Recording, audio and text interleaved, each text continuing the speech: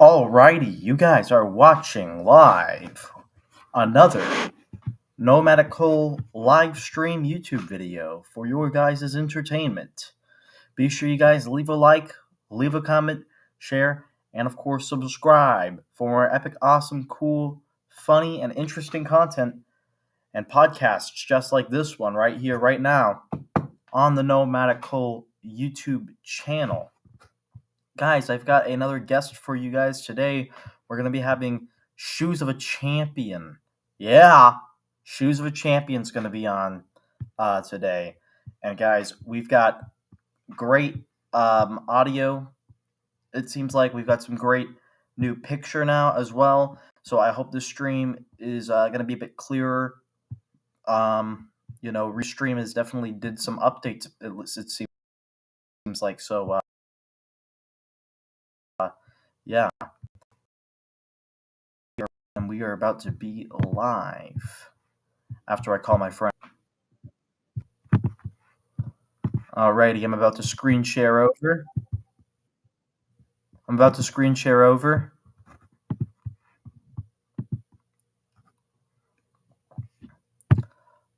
Ladies and gentlemen, we are live with another episode of the Let Me Talk to You podcast. Shoes of a Champion. Yeah. Yep, we've got Shoes of a Champion, and I am your host, Nomadic Cole. We've got a lot to talk about because we haven't done a Let Me Talk to You podcast in a few weeks. So I think for starters, last time we were on podcast, we were talking about the UFC 314 card, guys. And let me tell you, that was a really great UFC card, guys.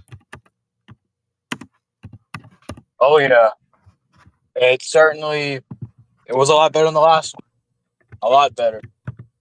I enjoyed almost every fight. Every fight entertained me.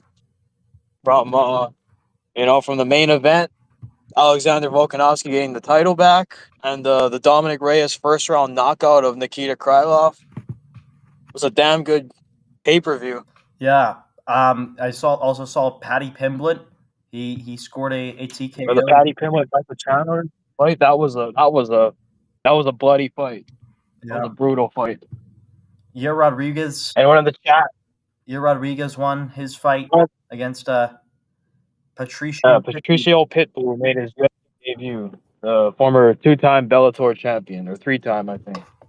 And Yair Rodriguez, former interim UFC champion, picked up the win. Yep. And I got the Mountain Dew. That's what I'm drinking on this morning. I've got water. You've got and a protein shake. Hey, that's great, man. Did you see fuck Bryce Mitchell? Oh yeah. We also got to mention that. Yeah, John Silva, Bryce Mitchell, damn good fight. The press conference was entertaining leading into the fight. Then the trash talk and I think it was a Darce choke. John Silva won with a Darce choke. Yep, by submission in the second round. Yeah, I would say like I don't know. I don't really have a favorite fight. There was a lot of really good fights. That one for sure is one of my favorite fights. Was one of my favorite fights on the card, Yeah. as well as the Dominic Reyes Nikita Krylov knockout. A lot of people compared that knockout to the McGregor Aldo knockout, where he steps back and throws the left hook. Yeah. Yeah, I thought it was overall it was a pretty solid card. You know, Dana White put it all together, and yeah, the boys gave a good show. Yeah, oh yeah, we also had in the prelims we had Dan Ige knocking out or TKOing Sean Woodson, and a lot of people were saying that was an early stoppage. A lot of people were saying that. I gotta disagree with that. I beg to differ. Protez was covering up and he wasn't doing anything. That was a TKO. Yeah. Like, yeah, he wasn't out. He wasn't out cold, obviously, but he wasn't defending himself. He was just on the ground, covering up. Well, what else was the ref supposed to do? Let him get brain damage. Yeah. But yeah, I say that the ref made a good stoppage, even though a lot of the UFC media says it was an early stoppage. No, that was an early stoppage. Was an early stoppage was a while back was that Randy Couture versus Ben Askren fight. I mean, Robbie Yeah, I Lawler mean Robbie Lawler, not Randy Couture. and Ben. Yeah, that was an early stop. There's been a lot worse early stoppages Yeah. than that one.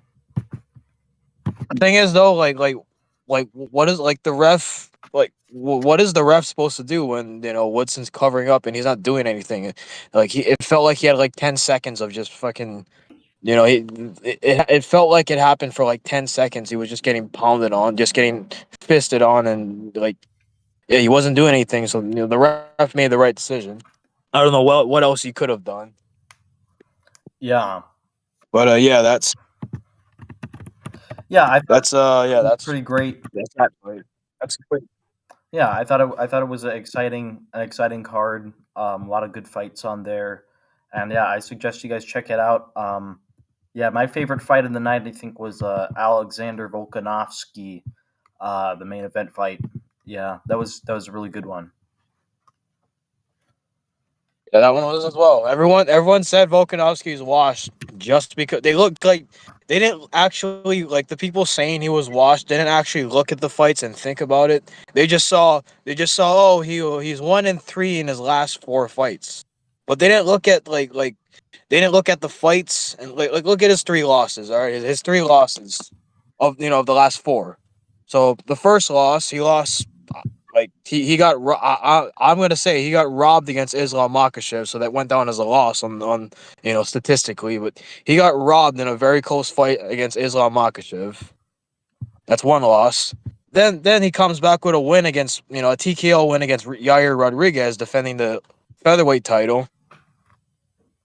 Right. Then he goes and he takes on Islam Makhachev again, and he's like out of shape, and he took the fight on like 8 days, 8 or 10 day notice. He was clearly not in shape Yeah, for the fight. Got knocked out in the first round. Then he like a few months, like 3 months later, he takes on Ilya Topuria and gets knocked out in the second round. Which in a fight that some people were saying he was winning the first round until Topuria knocked him out in the second. But those weren't really bad losses. yeah. I So just think those aren't really bad enough he just losses to needed assume he's washed. he just really needed like a full length camp to get ready and kind of be firm at his weight. Like he needed that camp basically to prep, and he wasn't getting that with all these short notice fights. Yeah, pretty much. But yeah, Alexander Volkanovski is once again featherweight champion of the world. Yep. And yeah, I I enjoyed that card. That was I would say that was probably the best card from top to bottom since 300 a year ago. Yeah. Damn good card. And don't forget, Donald Trump was there too.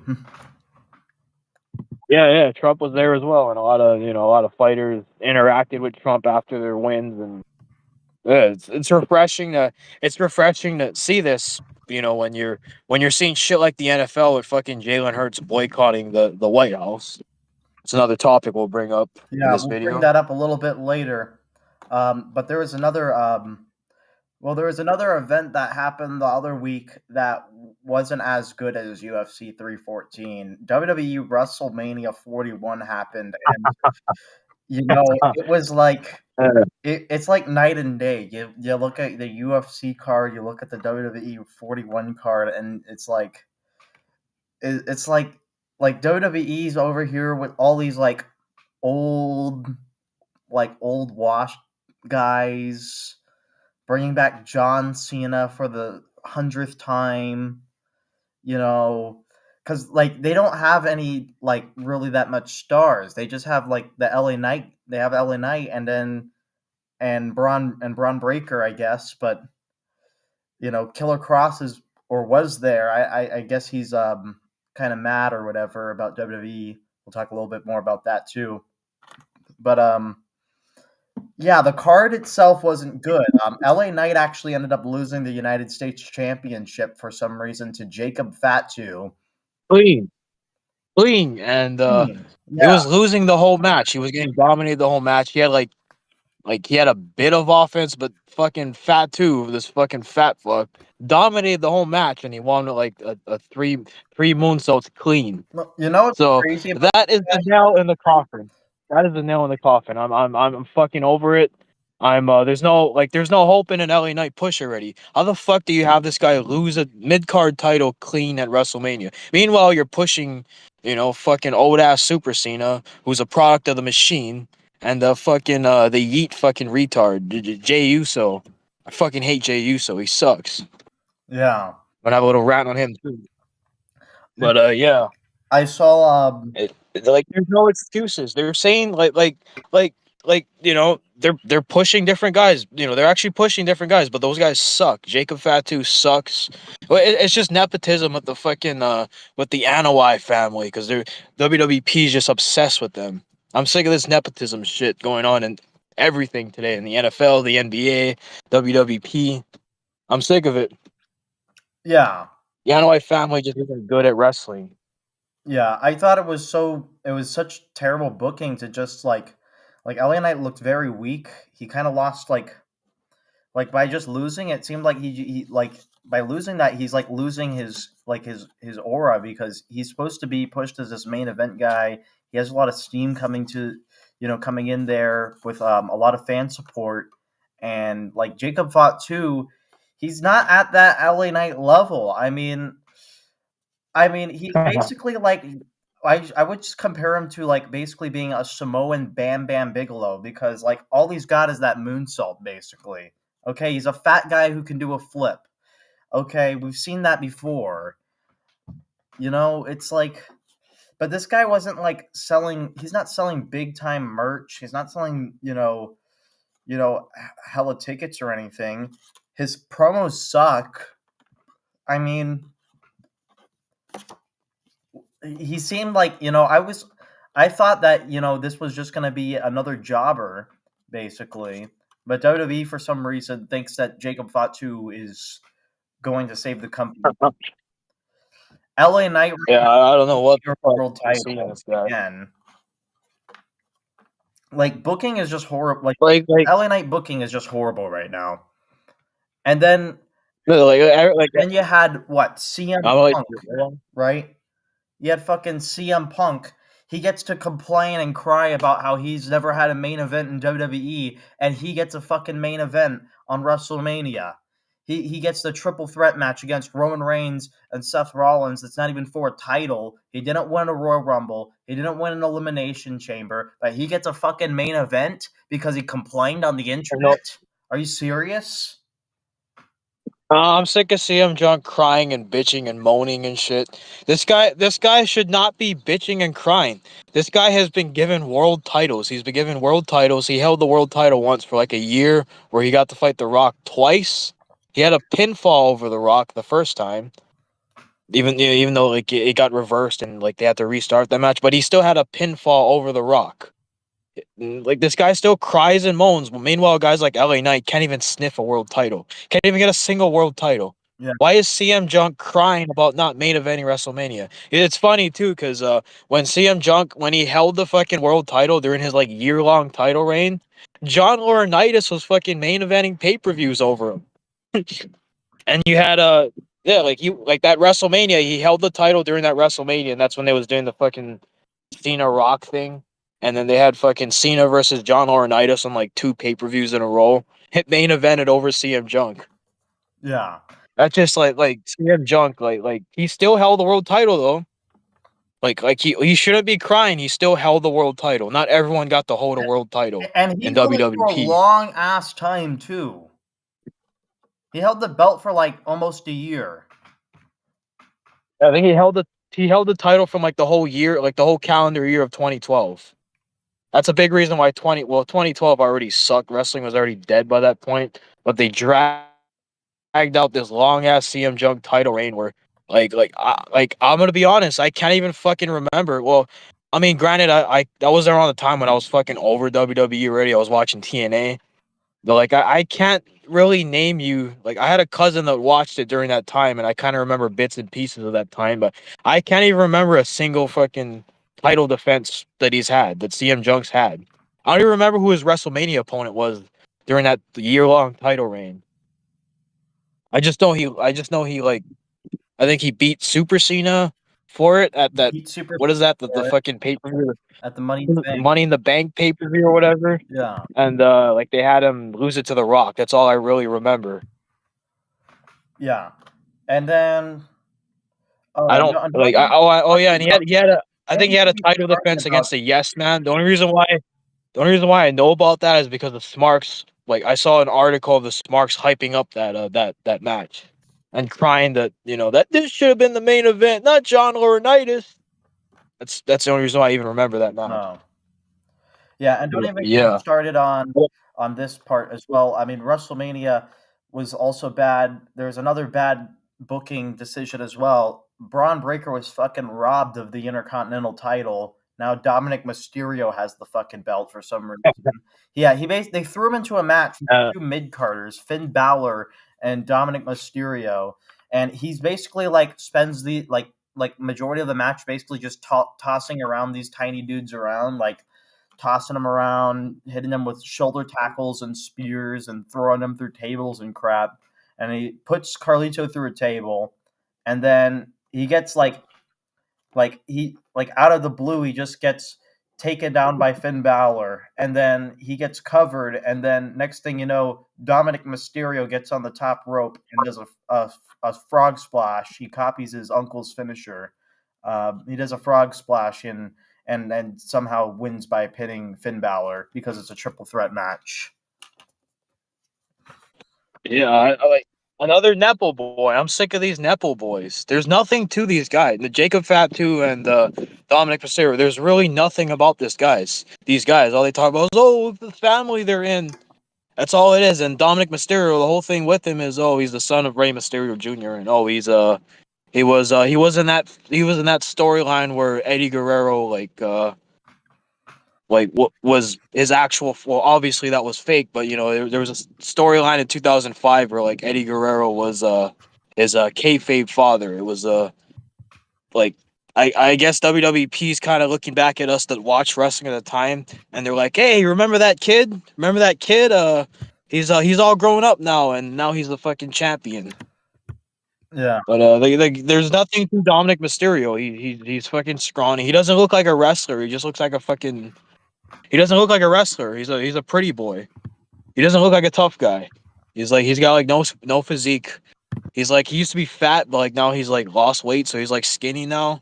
And he's just a scrawny guy in like a not a t-shirt, but he wears like a top. Yeah, he has like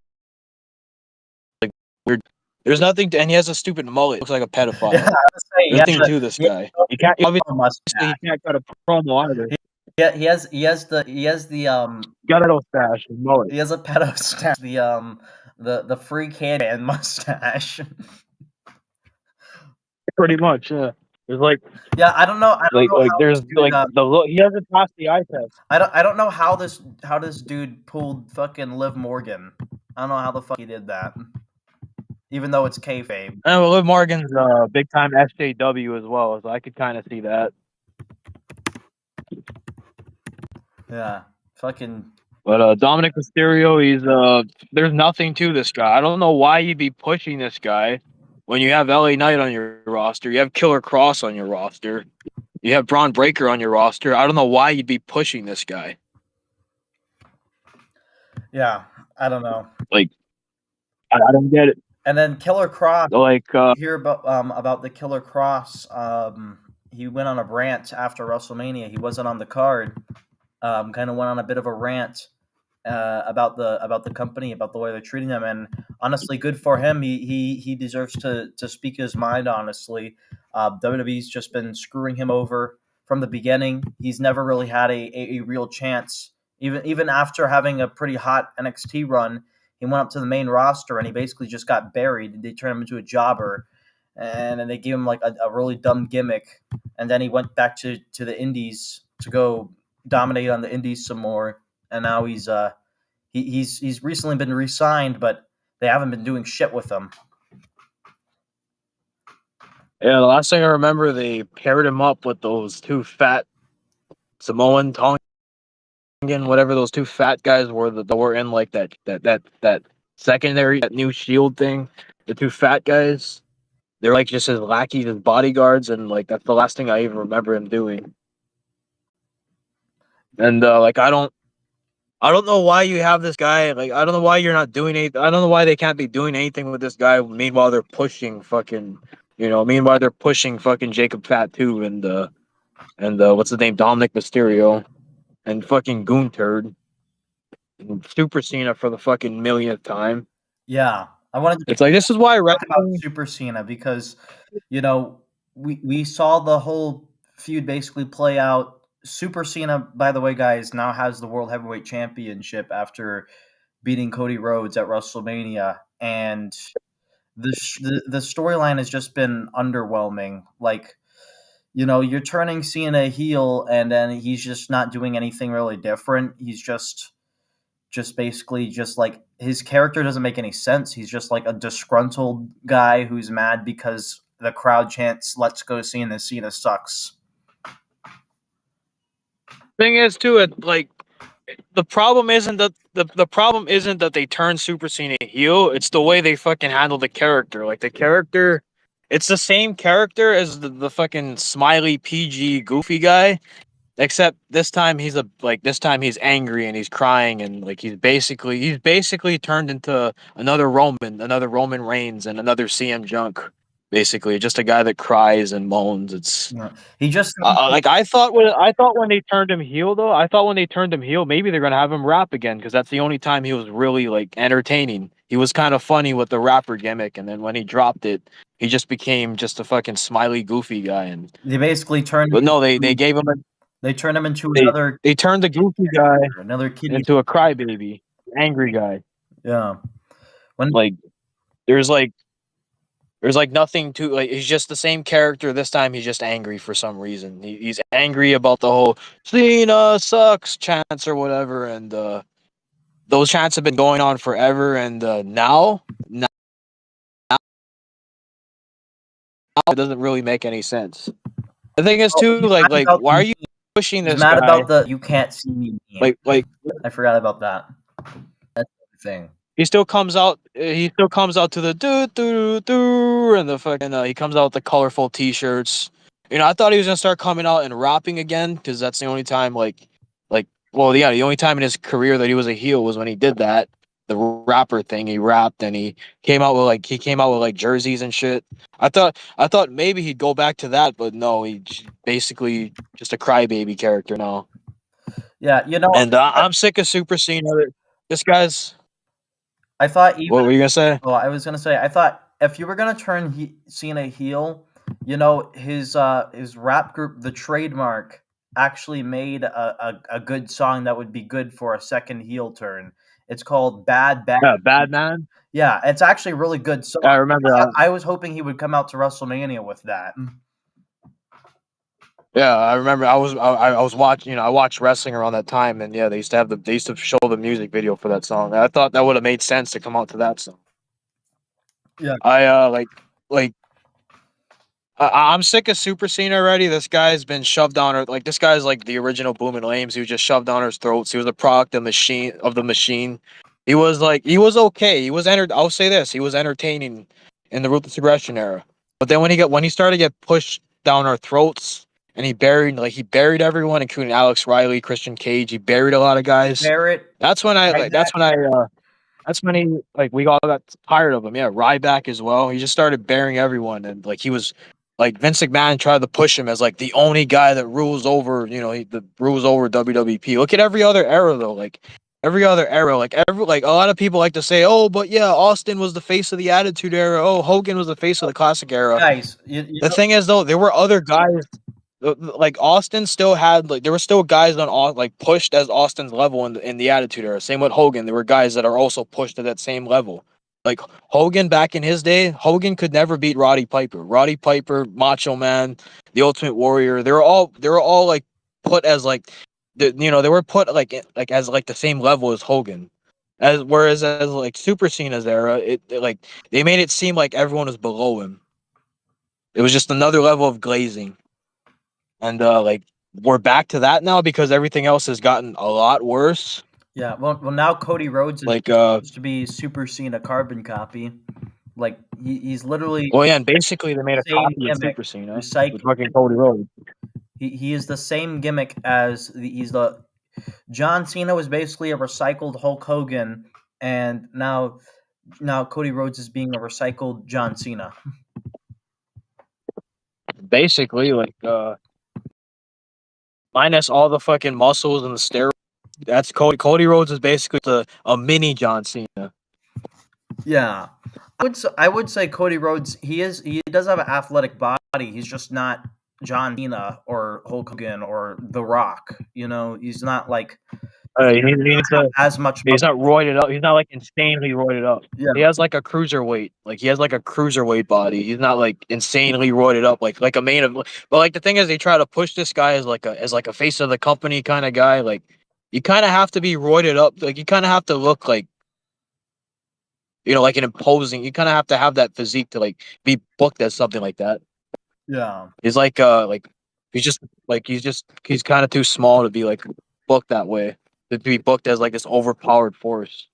And these kind of overpowered forces in wrestling, they don't work. They work with the kids, but they don't work with anyone over 14, anyone over 12. yeah. I just think the problem is Like I think the problem is that with these guys, especially if you decide to go and you book this one baby face and make them bury everyone basically. Like you're right, you don't have any talent. You kind of kill off your talent pool because we saw what happened during the PG era with John Cena. We saw how he buried oh yeah, Alex Riley and all those guys. yeah, that's something we got to talk in detail about as well. So yeah, like a lot of the big reason why WWP has nothing right now, and they're pushing guys that should be jobbers, is because all the guys they could have been pushing, they buried in favor of Super Cena. And Super Cena was also known for like he had a lot of backstage power and shit. And he was like Ryback talked about. I don't know if you saw the video I sent you. I've seen Ryback talked Ryback about talk about it. Yeah, like yeah, like Super Cena used his backstage power to like bury other guys that he felt threatened by. So like that's why the guys being pushed and the guys are being brought back are like CM Junk and Boomin' Lames and like shit Rollins, guys who really weren't that good. That's why they're pushing Jacob Fatu and Dominic Mysterio because they buried the guys that could have been good. They buried the guys that actually could have been in WWP right now or in the during the last 10, 15 years were buried yeah, in favor of Super Cena. yeah. It's crazy. Like It's crazy. Crazy for Like Super Cena, like I can't forgive Super Cena for the careers he destroyed, and like he took away a lot. Like he had a big part in destroying wrestling with his fucking with his massive ego. Yeah, I just wish that he decided to like start putting people over way too late. He started putting people over at Yeah, the guys you were putting over 19. suck too. Like Kevin Owens, Sami Zayn, Solo Sequoia. By the time he started, I think by the time he started putting people over, he stopped giving a shit already because he knew he was getting old and he knew WWP was like gonna try to move on from him because at that time they're trying to push Boom and Lames. So it's like the guys he started putting over sucked.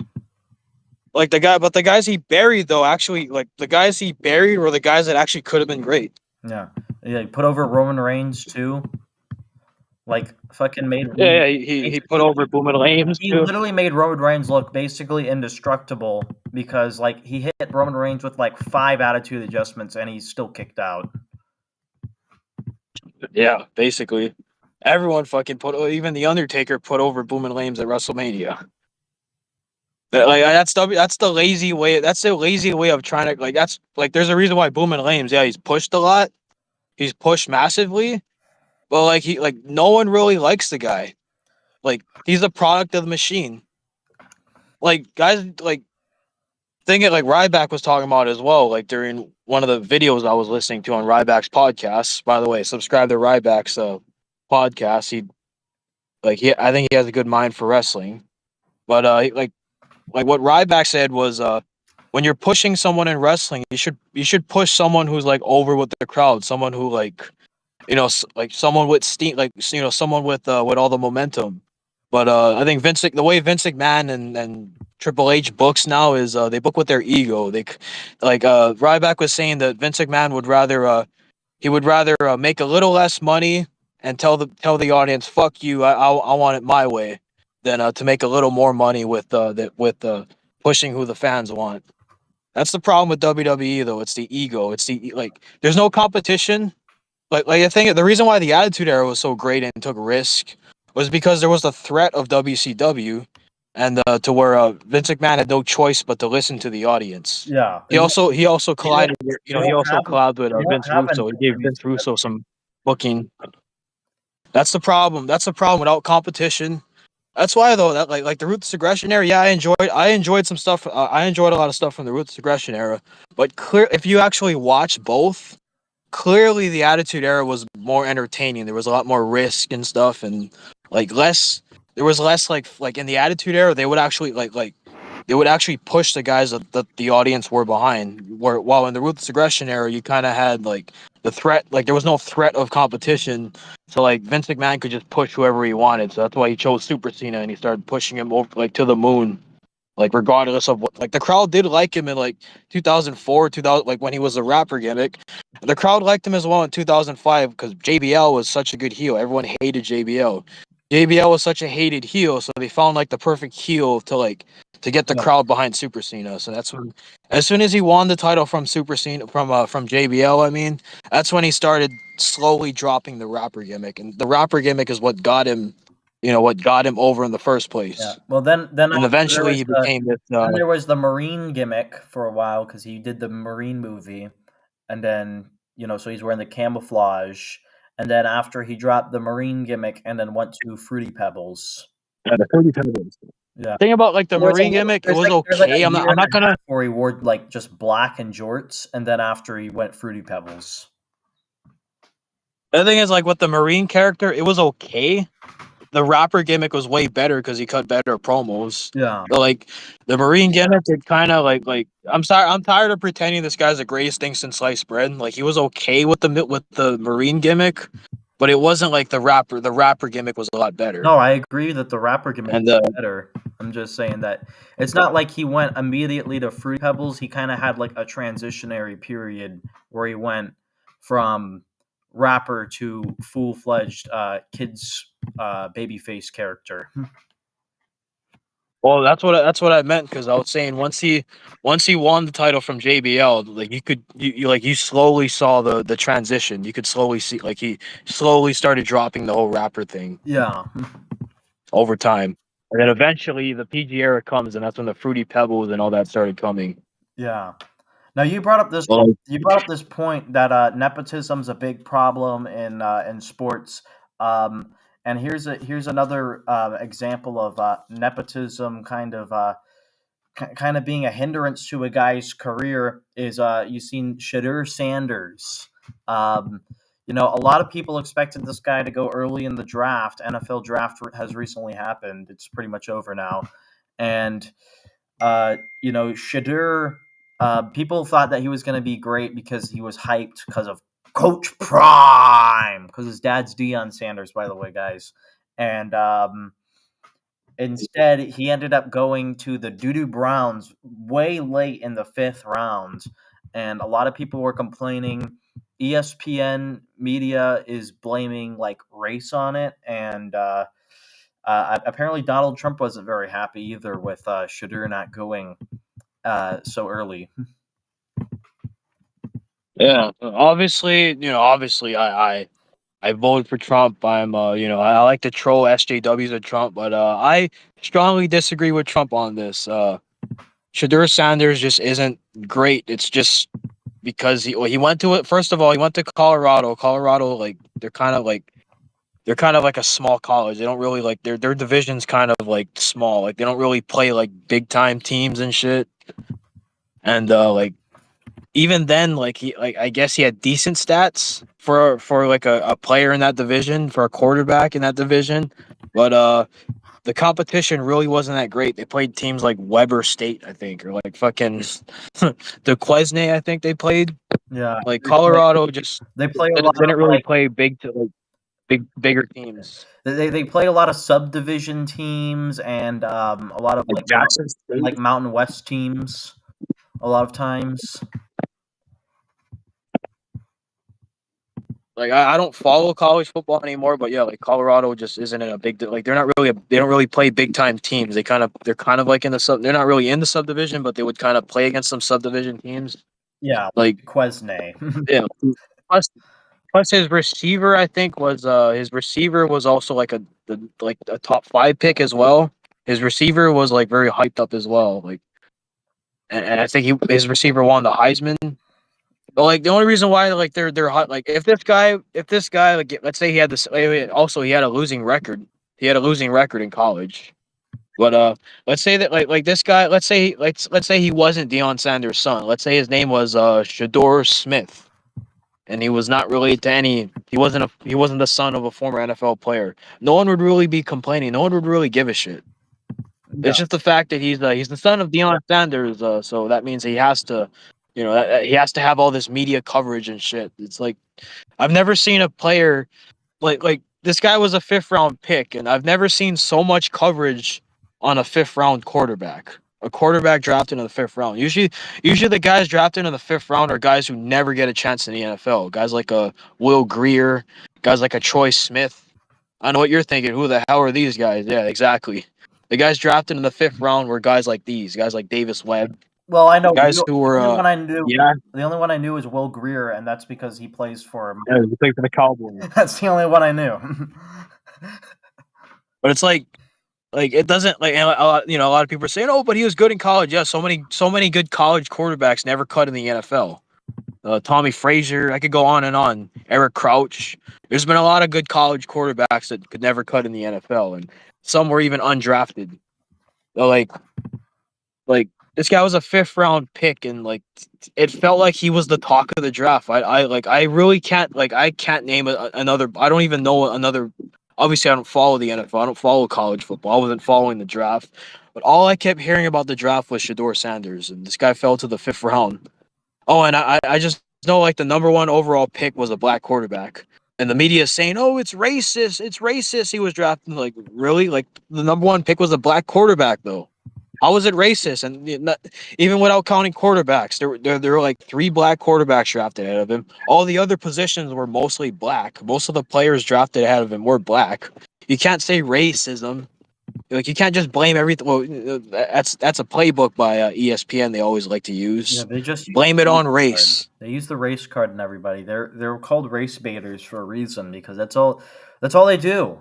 That's all they do. I'm like tired of the race baiting. Because too, people are afraid. People are afraid to be labeled as racist. So when they hear all the racism stuff, no one fights back. No one Like no one really like tries to correct him. Like no, it's not like ESPN would just say like Ryan Clark, Stephen A. Smith. They'll blame it on racism, and like no one's really gonna say anything back because they're afraid. They're afraid to talk against like any racism accusations. Yeah, I guess. And Stephen A. Smith compared it to like Kaepernick and shit. It's like first of all, Kaepernick wasn't even blacklisted from the NFL. He was offered by like three teams and he turned them down because one, he wanted to be a starter. Two, he wanted big money. He wanted a big contract. It's Kaepernick's ego. Like, why are we still talking about Kaepernick? But it's Kaepernick's ego. That he's not in the NFL because there were teams that offered him spots, Yeah. but he turned them down. And yeah, sure, there are some teams that don't want him, but that's because he's a fucking distraction. He's not worth the headache. He's not that great, of a player. He wants a big contract. He's just not worth the headache. If he didn't demand such a big contract from the Ravens and the Seahawks offered him a spot. Thing is, he wanted to be a sure thing starter, and he wanted a certain amount. He wanted a big contract.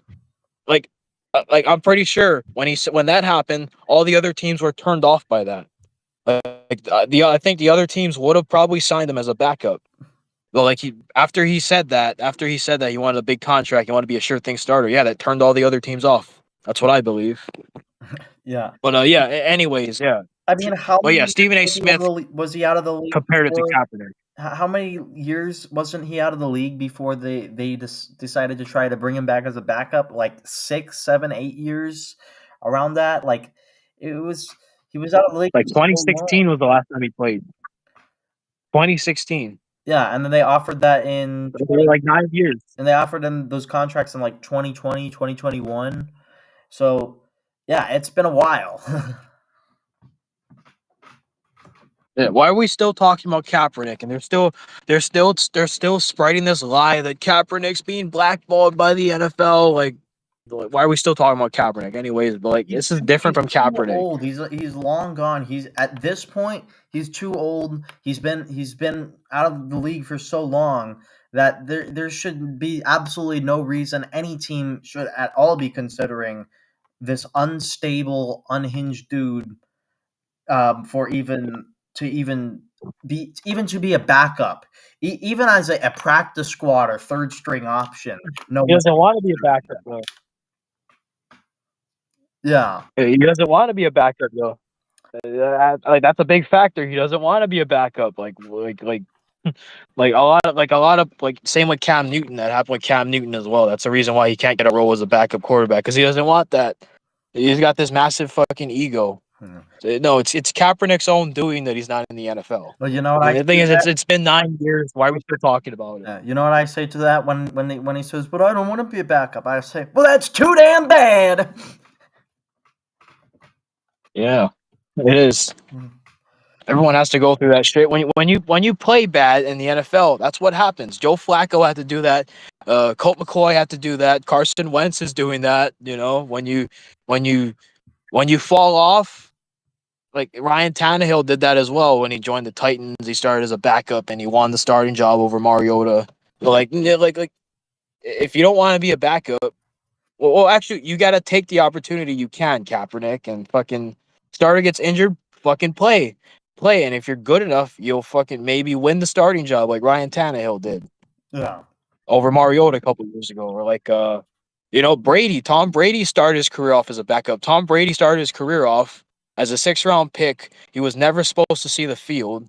He had a horrible combine. His combine, he had a slow his 40-yard dash was slower than O lineman. yeah, He was drafted in the 6th round. He wasn't ever supposed to see the field. Drew Bledsoe gets a concussion, and then he came in, took over for Drew Bledsoe, and the rest is history. We know how that all turned out. yeah, A lot of quarterbacks though have started out as backups, and like if you're good enough, you steal the starting job, and Kaepernick doesn't want to do that. He wants to have the starting job handed to him on a silver platter. yeah. It seems like it. But yeah, that's my Kaepernick fucking. I guess that's my Kaepernick rant. Well, Yeah. like Shadur Sanders though, this is different because Shadur Sanders is like Peter Sanders. The thing with him is, he's also got a massive ego. Like he's like he's shown that he's shown to have not have a good attitude. He's unprofessional. He talks a lot of trash. And I saw a clip of him with after they played Colorado State. He was he refused to shake the other quarterback's hand. So the guy's unprofessional. He's the only reason why he's been getting media coverage is because of who his father is. And yeah, I'm kind of sick of hearing about this guy. Yeah. Yep. And yeah, I guess since we've been talking about football, and we did talk a little bit about Donald Trump bringing up Shadur Sanders in that tweet. Um, uh, let's segue into the Trump meeting the Eagles. Apparently, this not too long ago.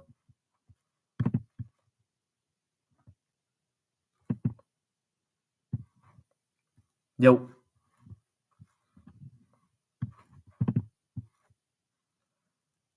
But yeah, yeah. So yeah, I'll bring out the list of players that didn't go to the White House. So yeah, every player went to the White House except for Jalen Hurts, AJ Brown, Devonta Smith, Jalen Carter, Jordan Davis, Brandon Graham, Nolan Smith, Zach Bond, Nakobe Dean, CJ Gardner Johnson, Darius Slay, and Quinyon Mitchell.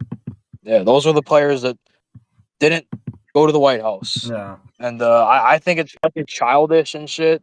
Well, yeah, they had an excuse. The excuse was was there was scheduling conflict, and they had it in parentheses, not they had it in quotation marks, scheduling conflict. Jalen Hurts was even asked about it a couple days before, and he had he just fucking awkwardly he was just awkwardly silent and made a weird face while he was asked about that, and you could tell he didn't want to go. You could tell he didn't want to go to the White House. If he had a scheduling conflict, he could have just said, "Oh yeah, I can't make it. I have a schedule. I have something going on." yeah.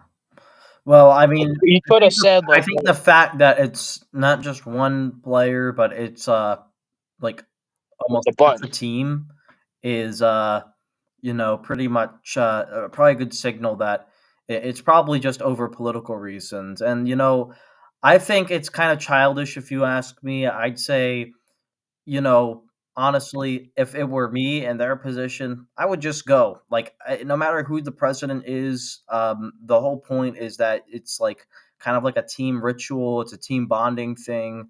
You know, it's like if it was Obama, they would do it. If it was Joe Biden, they would do it.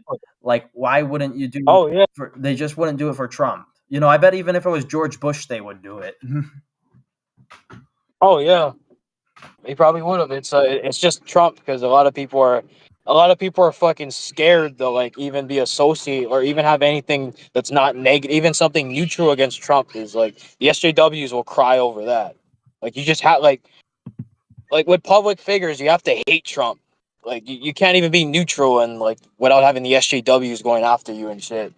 And like yeah, if it was Biden, if it was fucking thank God that didn't happen. If it was Kamala Harris, that wouldn't be a problem at all. I highly doubt that would even be a problem. Because look, when Biden was president, They you all didn't hear win. of any NFL players turning that down.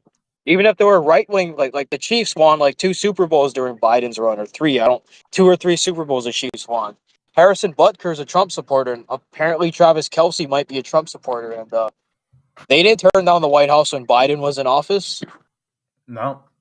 Yeah, Yeah. I just think it's kind of just like childish, honestly. Um, you know, if it's really such a big deal, like all you have to do is just be upfront about it and be like, okay, I'm not going because I don't like him or whatever, and just say it. Just say it because that's how you're gonna prove your point in the first place. It's your free speech to do so. But no, instead they have to hide behind scheduling issues and kind of beat around the bush about it and instead of just actually just owning it basically. Jalen Hurts had the opportunity for that, but instead he awkwardly stared at the camera for like 10 seconds. Yeah. So the scheduling conflicts thing, I don't know. I don't really buy it. No, I don't buy it. At least for and also Jalen Hurts, like I don't buy it at all. it's the off season. These guys are free. These guys Yeah, got all there's no off season to excuses. train and whatever they need to do. They're doing it because it's political. Yeah, but yeah, I don't buy it at all. Like we all know what it is. We all know it's because of Trump in office. We already They're saw. not gonna go. I heard about from that meeting is that Saquon Barkley, the running back for the Eagles. By the way, he's pretty much the reason the Eagles won. Him and their offensive line, because he had a 2,000 yard rushing season, multiple touchdowns. I mean, he's probably a MVP for the season. But yeah, he went golfing with Trump and Barack Obama, and the SJWs were not happy about that. Yeah, it's like yeah, yeah. Obama was there. Obama, he was there. And they're crying that he went golfing with Trump. Well, Obama was there. Why aren't they mad at Obama too? Yeah. But yeah, Saquon Barkley, I will say I'm kind of a fan now. Well, I always knew he was a good running back, especially for today's standards. He was always knew he was a good running back. But yeah, the fact that he's not a fucking coward, he's not a fucking TDS coward like most of his teammates. I've gained a lot of respect for him. Yeah. I mean, I think he's And, pretty good. He's yeah. a pretty good running back. And also speaking of people who have met Trump. One guy actually met Trump about 2 weeks ago, and he had some disagreements with Trump, but he went to the White House anyways. It was Bill Maher actually went to go meet Donald Trump, and with Kid Rock, that was a meeting that was set up, and they actually came to some agreements on a lot of issues. Yeah, I heard some. I didn't really look into it that much, but yeah, I heard something about Bill Maher decided to actually visit Trump, Yeah. Well, I which is actually surprising. oh, go for it. Which is surprising because he's been known for trashing. He's been known for trashing Trump for years. So it was kind of surprising hearing about that. Yeah, it was a little bit surprising hearing about that. I watched the full episode on the HBO show Real Time with Bill Maher the other week, and it would sound like it was a really interesting meeting. These guys have had basically kind of a beef for a long time. Apparently, a while ago, Donald Trump sued Bill Maher for actually making a joke about him a while back. So that's kind of why the beef was started and why they've kind of been at each other's necks for a while. But it seems like the beef is squashed now. They came to the rational agreement, like, hey, the woke shit did go way too far. The border does need to be secure. We do need free speech. Like, all that is pretty important, and good areas where they both agree on. And I'm glad they actually were able to talk it out. Yeah, that's it's rare to see that. Yep. I also wanted to segue into from this point. Apparently, Elon Musk is actually going to be leaving soon. His term as a special government employee, which lasts about 180 days or so, is actually pretty much coming to an end. Elon Musk also says that he kind of wants to focus more back onto Tesla because his Tesla stock is falling right now. Like, let me look up the thing right now where it's at. Um, I have the stock app. That's why I have to keep track of all these things. Uh, yeah, last night it was down. Now it's actually bounced back up a little bit, but it was falling down for a while. A lot of these his car parts over there are made in China, so it's like a lot of the production is going to be taking a big hit. So I can see why he's taking a step back already. He's did some pretty interesting stuff over at Doge, for sure. Definitely did a good job at revealing the USAID DEI craziness. But honestly, I think he just scratched the surface only of all the fraud and corruption in the government that's going on. Yeah.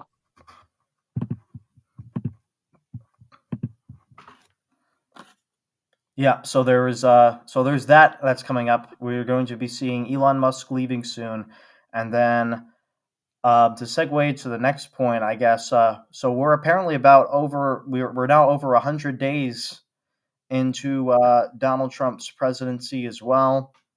So they had a cabinet meetings um, with pretty much everybody in the Trump cabinet the other day at the White House, talking about what they've accomplished over 100 days.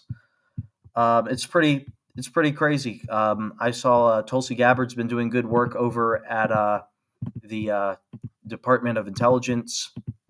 We've seen RFK Jr. brought up some very important issues as well uh, going on at HHS. So yeah, there's been a lot of stuff. What's your favorite thing so far that's happened over the last 100 days with Trump? Oh, I like that Trump's putting a stop to a lot of the fucking woke shit that's been going on. Just the whole thing with transgenders in sports, transgenders with you know, just all transgenders competing in sports and prison and all that shit. I'm glad, and I heard something about Trump, like, was it the Kennedy Center? Something about the Kennedy Center. They like every year they hosted like a Pride Month thing, and Trump like put a stop to it because like he put himself in charge of the Kennedy Center. I'm enjoying the meltdowns. I'm enjoying all that, Yeah, I saw these. and I'm glad our money. Oh yeah, go for it. I'm glad our money. I'm glad our money isn't fucking going to illegal immigration, going to Ukraine, going to sex changes. I'm glad all our fucking tax dollars isn't going to that shit. And I'm enjoying. I'm really enjoying it. I'm enjoying all the meltdowns from the SJWs. Yeah, it was worth the wait. I'll say, like, after these 4 years of fucking just of Biden and the whole pandering and shit. 4 years of Pander Express. It's refreshing to finally see the tables turn. Yeah, it's so interesting watching this because you see, like, for so long the woke SJWs peoples have basically like controlled the narrative for a really long time, and now we're seeing like their illusions are kind of being broken pretty much. You're right. This transgender and sports madness, it need to be stopped immediately. It's just like, come on, you can't have like men beating up on chicks in boxing. Like, come on, it's crazy. You can't have like that one chick that was in MMA that caved in that chick's head. Like, you can't have that, and so it needed to be put to Yeah, the top. You'd think it'd be common it's just sense. common sense. You'd think it'd be common sense. I've been talking about this for years, but they some of these SJWs, they just don't get it. You just don't get it. With the SJWs, when you argue an SJW, they just scream and like you try to debate with them, they just scream and storm off. They just don't want to hear the truth. They just don't want to hear the other point of view, and yeah. But I'm enjoying all these meltdowns. I'm hoping I didn't hear any. I don't know if anything like has been done about schools, about elementary schools and shit with this transgender LGBT stuff. I hope to hear something about schools next because that's a big thing. That's a big concern of mine. Yeah.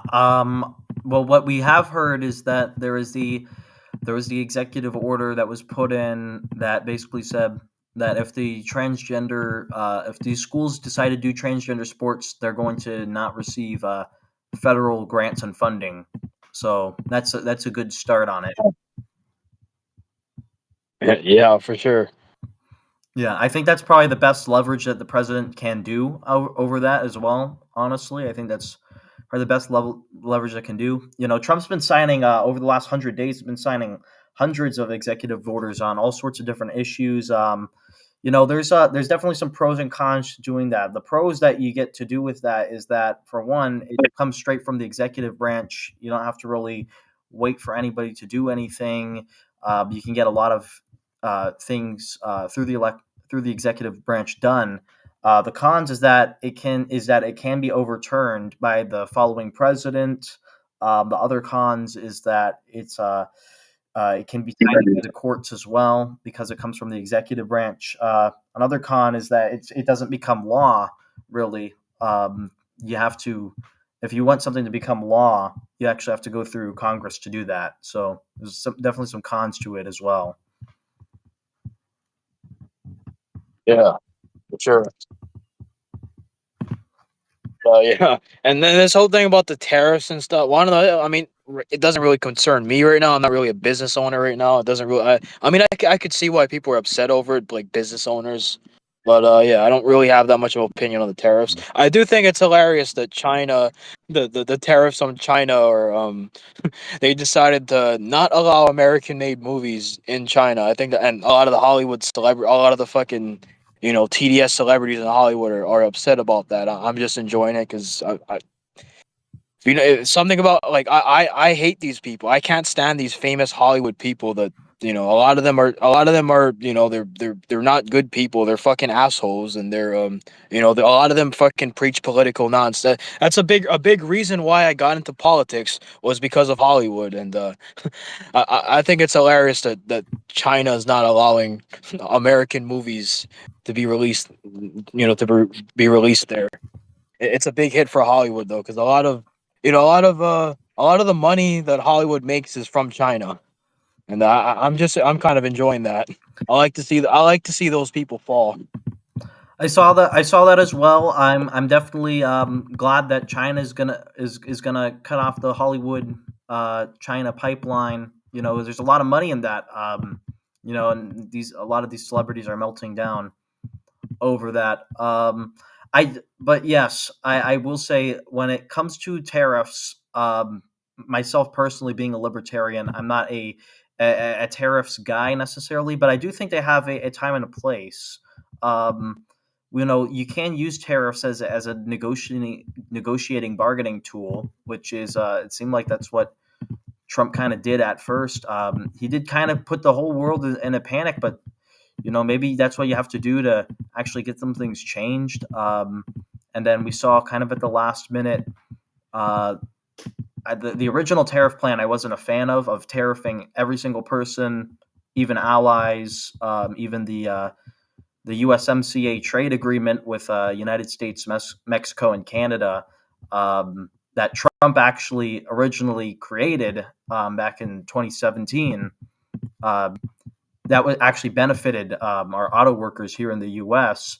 Trying to put tariffs on on Canada and Mexico, probably not a great idea if you want to preserve that relationship.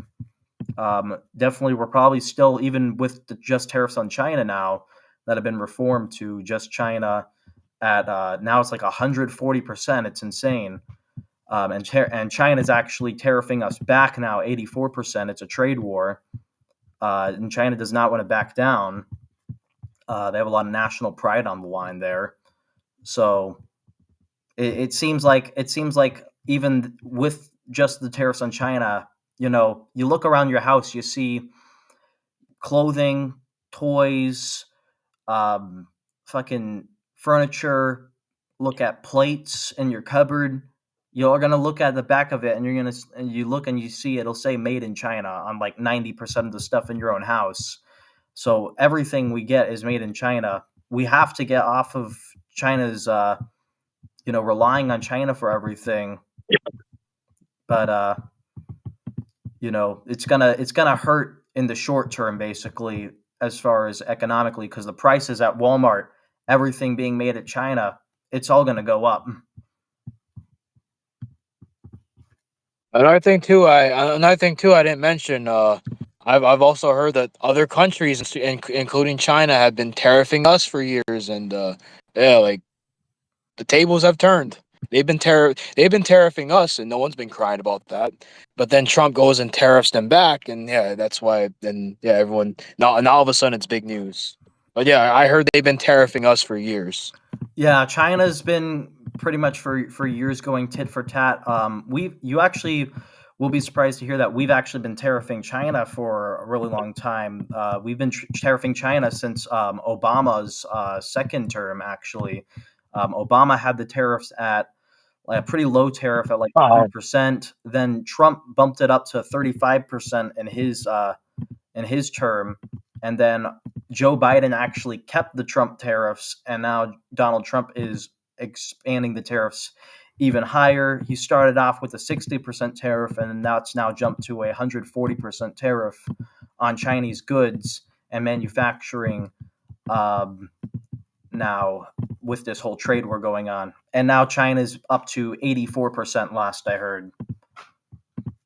But yeah, oh, hey, I'm yeah. not usually a tariffs Why guy, weren't people? but we got to do something.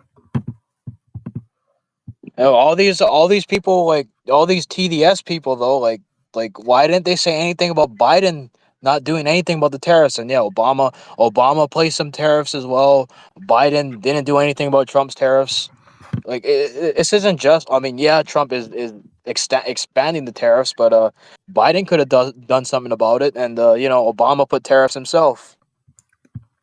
Yeah, I just Like I think it's really gonna come down to that trade war, and I think it's gonna probably boil down to the two nations gonna have to like negotiate something. I think we're probably going to have to work with we're gonna have to work with other nations, and we're gonna have to manufacture ourselves a lot more than we do as well. The only problem is with the whole idea of using tariffs to manufacture is that manufacturing jobs, they're not going to be as prevalent anymore, because now you can just do manufacturing jobs with robots. I mean, robots are pretty much the future. So if you really want to make money these days, going to school for like engineering, computers, robots, microchips, stuff like that, um, that's going to be where it's all at. The manufacturing industry, yeah, sure, there's still going to be some small manufacturing in the U.S. You buy USA made products, and you're usually expecting like a quality artisanal product. But when it comes to like actually building stuff in bulk to sell at like big box stores, like that's where you need to not just rely on China, but have like other nations that are better. Like we could do manufacturing, and like we could work out a deal for manufacturing in Thailand or Vietnam or something.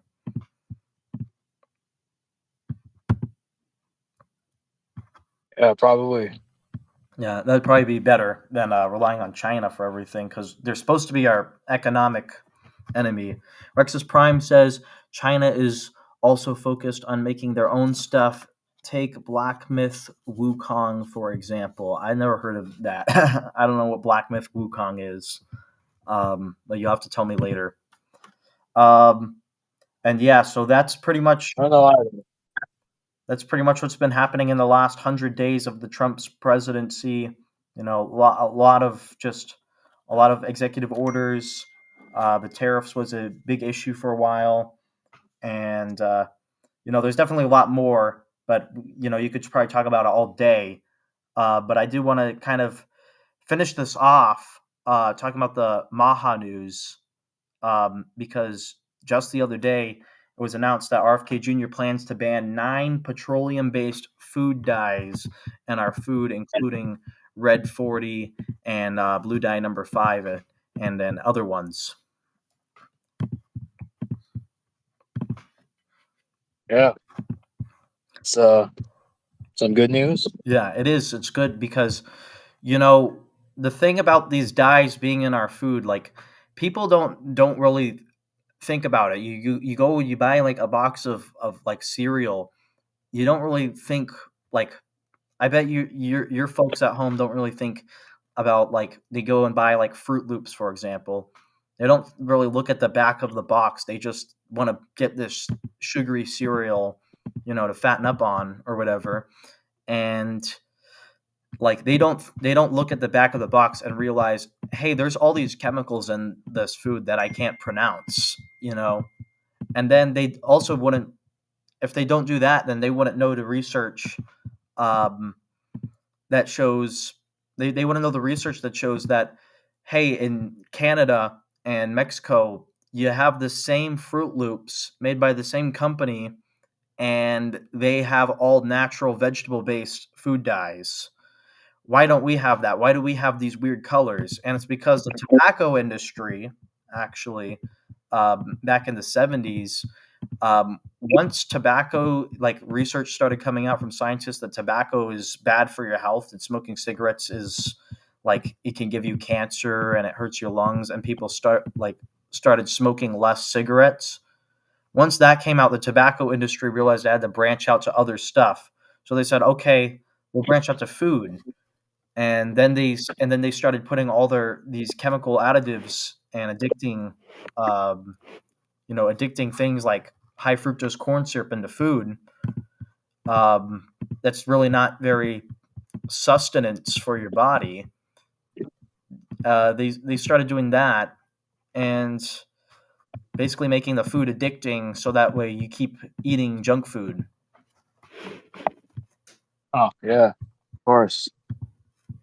Yeah. So I'm glad that we can actually go ahead and do what they're doing in Canada with their food dyes, because they have the vegetable based food coloring, and we have Red 40 that apparently gives you ADD and kills your brain cells and gives you stomach ulcers if you eat enough of it. So No shit.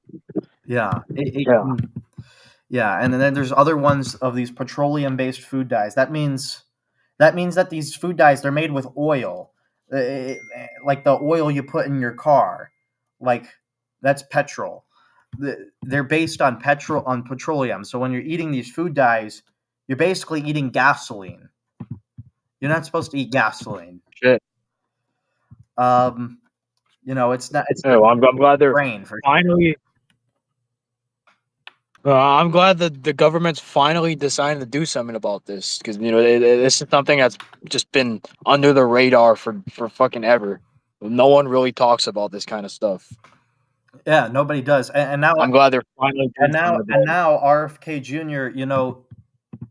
A year ago, I remember RFK Jr. was talking about this food dyes issue. A year ago, he was talking about this, and the news media was calling him a nut and a conspiracy theorist and a kook and a retard and everything under the sun, right? And then now, Yeah. now he's on Dr. Phil, on TV, telling everybody about all this stuff. But sadly, it is a bit late, because like they've been putting these chemicals in our food for the last 40, 50 years or so.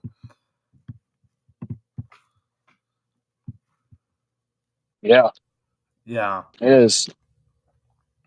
But yeah, I mean, I'm just glad that the Maha movement actually did get this major accomplishment done. And apparently we're going to get two of the worst food dyes out of our food in about 2 months or so. Um, so yeah, that's pretty much it. You have any closing remarks?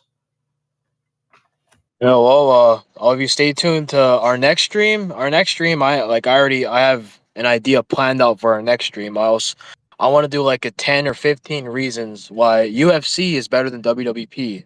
So I'll try to list reasons, and then we could go over it. Kind of like how the Smart Busters and the hater, like how they do videos. They do like 10 reasons, 15 reasons, or whatever. I want to do something like that with 10 reasons why UFC is better than WWE. So yeah, up until our next stream, I'll think of reasons, and I'll write them down. Alrighty, it sounds pretty good. Yeah. Yeah, I think for now, right now, I've trying to get some other guests that I haven't had on the channel yet for the next couple of streams.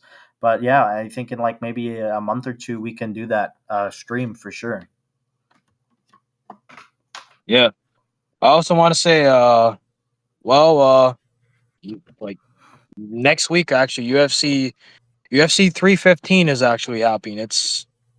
I mean, it's kind of not really as great as the last one. You got fucking Bilal Muhammad main eventing the pay per view against I don't. I've seen this guy fight once. I don't really know how to pronounce his name. Jack Della Maddalena. But yeah, I'm not too excited over this card because it's Bilal Muhammad. Bilal Muhammad just he's boring. Yeah. And yeah, you got Jose Aldo fighting, and yeah, you got like a women's title match as well as the co-main event. Mm. But yeah, UFC 315. I got nothing going on next Saturday, so I'll watch it. Hope for the best, but yeah, I'm not really expect. I'm rooting for JDM because I don't like Bilal Muhammad. Right on, right on. Yeah. Anyways, guys, I don't really have anything else to add. So, again, guys, stay tuned. Thank you guys for coming in and watching. We had a pretty full chat today. Had quite a few of my friends actually come and show up to watch in the stream and comment. So I appreciate you guys for coming in and commenting. Again, if you haven't already, be sure you guys leave a like, leave a comment, share, and subscribe for more. This has been the Nomadic Cole with the Let Me Talk to You podcast. And again, go subscribe to my friend Shoes of a Champion on YouTube. Thank you guys. Goodbye.